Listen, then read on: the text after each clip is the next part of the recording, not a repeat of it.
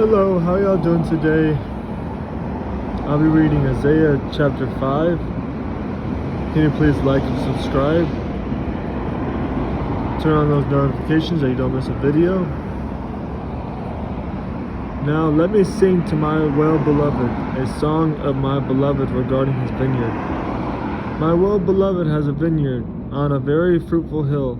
He dug it up and cleared out its stones, and planted it with the choicest vine. He built a tower in its midst, and also made a winepress in it. So he expected it to bring forth good grapes, but it brought forth wild grapes. And now, O inhabitants of Jerusalem and men of Judah, judge, please, between me and my vineyard. What more could have been done to my vineyard that I have not done in it? Why then, when I expected it to bring forth good grapes, did it bring forth wild grapes? And now, please, let me tell you what I will do to my vineyard. I will take away its hedge, and it shall be burned, and break down its wall, and it shall be trampled down. I will lay its waste. It shall not be pruned or dug, but there shall come up briars and thorns. I will also command the clouds that they rain no rain on it. For the vineyard of the Lord of hosts is the house of Israel, and the men of Judah are his pleasant plant. He looks for justice, but behold oppression, for righteousness, but behold a cry for help. Woe to those who join house to house, they add field to field, till there is no place, where they may dwell alone in the midst of the land. In my hearing the Lord of hosts said, truly many houses shall be desolate, great and beautiful ones, without inhabitant. For 10 acres of vineyard shall yield 1 bath, and a homer of seed shall yield 1 ephah. Woe to those who rise early in the morning, that they may follow intoxicating drink. Who continue until night, till wine inflames them, the harp and the strings, the tambourine and the flute.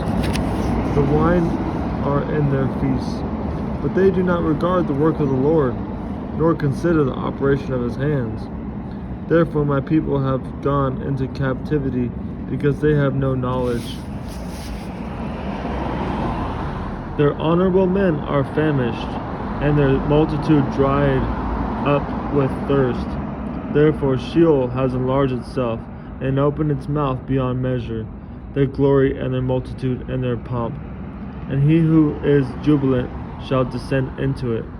People shall be brought down, each man shall be humbled, and the eyes of the lofty shall be humbled. But the Lord of hosts shall be exalted in judgment, and God who is holy shall be hallowed in righteousness. Then the lambs shall feed in their pasture, and in the waste places of the fat ones strangers shall eat. Woe to those who draw iniquity with cords of vanity, and sin as if with a cart rope, that say, let him make speed and hasten his work, that we may see it. And let the counsel of the Holy One of Israel draw near and come, that we may know it. Woe to those who call evil good and good evil, who put darkness for light and light for darkness, who put bitter for sweet and sweet for bitter. Woe to those who are wise in their own eyes, and prudent in their own sight. Woe to men mighty at drinking wine. Woe to men valiant for mixing intoxicating drink, who justify the wicked for a bribe, and take away justice. Therefore, as a fire devours the stubble, and the flame consumes the chaff, so their root will be as rottenness, and their blossom will ascend like dust. Because they have rejected the law of the Lord of hosts, and despised the word of the Holy One of Israel.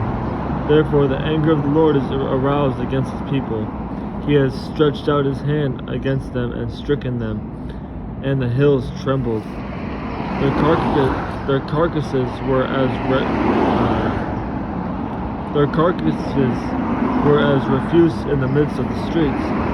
But all this his anger is not turned away, but his hand is stretched out still. He will lift up a banner to the nations from afar, and will whistle to them from the ends of the earth. Surely they shall come with speed, swiftly. No one will be weary or stumble among them. No one will slumber or sleep. Nor will the belt of on their loins will be loosed, nor the strap of their sandals be broken, whose arrows are sharp, and all their bows bent. Their horses' hooves will seem like flints, and their wheels like a whirlwind. Their roaring will be like a lion. They will roar like young lions. Yes, they will roar and lay hold of their prey. They will carry it away safely, and no one will deliver. In that day they will roar against them like the roaring of the sea. And if one looks to the land, behold darkness and sorrow, and the light is darkened by the clouds. Interesting chapter. Hopefully you got something out of that. If you want to reread it, you can, read it for yourself or rewind the video. That's totally up to you. I'm going to read Streams in the Desert, March 12th. The Lord made an east wind blow across the land all the day and all the night. By morning the wind had brought the locusts. Pharaoh quickly summoned Moses and Aaron, and the Lord changed the wind to a very strong west wind, which caught up the locusts and carried them into the Red Sea. Not a locust was left anymore in Egypt. Exodus 10, 13, 16, and 19. In these verses we see how in ancient times, when the Lord fought for Israel against a cruel Pharaoh, it was stormy winds that won their deliverance. And again later, in the greatest display of his power, God struck the final blow to the proud defiance of Egypt with stormy winds.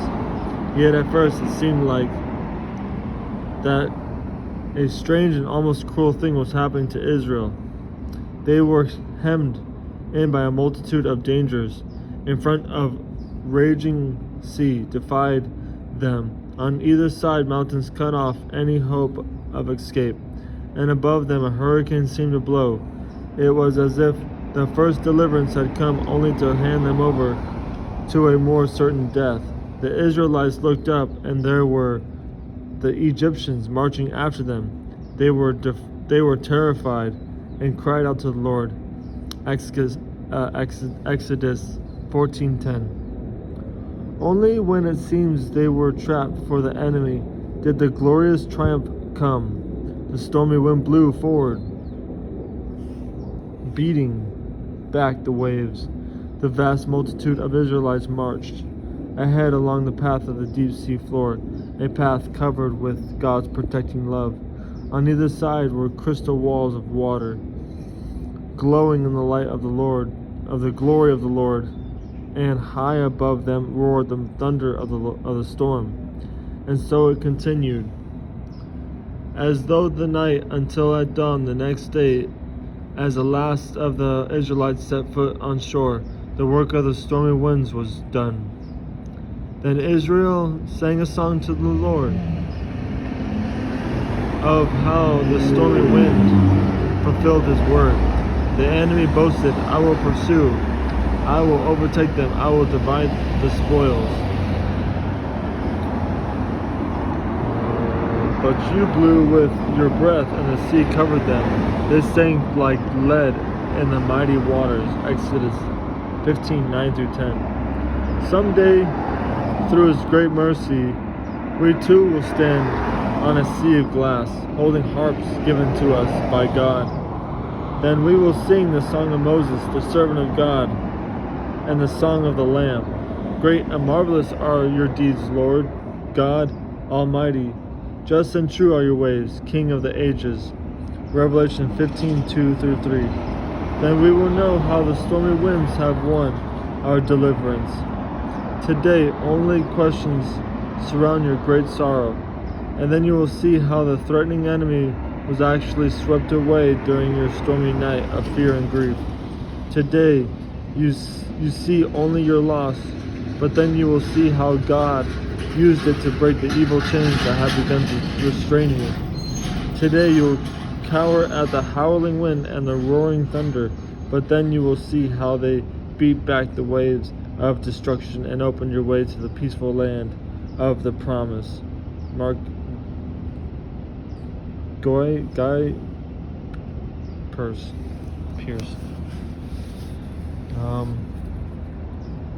Though winds are wild and the gale unleashed, my trusting heart will sing. My trusting heart still sings. I know that they mean no harm to me. He rides upon their wings.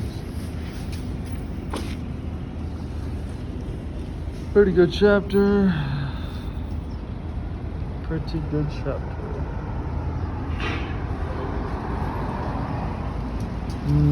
Thanks for watching. Appreciate you all that's tuning in, and appreciate the one person that's watching. May you be blessed, encouraged, and your faith be stronger than ever before.